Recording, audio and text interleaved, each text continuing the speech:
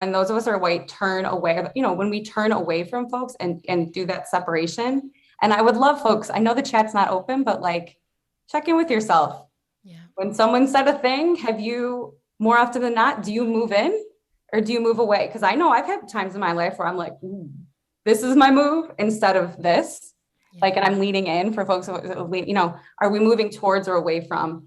And I just think when we think about the bigger systems that we have to transform and destroy and recreate, what happens when we cede that territory and just continue to build on that? Like Adrian said, like the right is doing that. And the right has a very intentional and well-resourced strategy for organizing white folks. They actually cannot maintain power without our people. For those of us who are white, they can't maintain power. And they know, I think Beth was quoted earlier, that they just can't stay in power. And they are door knocking.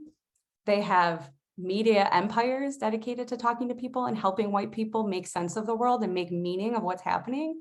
And so when we aren't doing that with our own folks, we give up on our own people, but it also fuels this larger political project that screws all of us in the end. And so, we have to have places where people can make mistakes, where people can find deep belonging and be transformed. And I want to be really clear. I'm not talking about making white people comfortable, which sometimes is like how that's read. There's a difference between creating belonging in spaces where people can transform. And that doesn't mean people are comfortable all the time, right? Or that's what the political project is. It's about creating places where people can,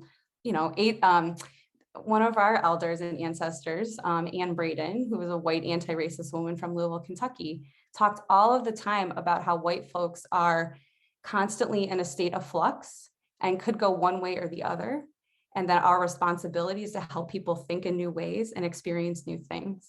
And that we have to have an abiding faith that people are capable of transformation.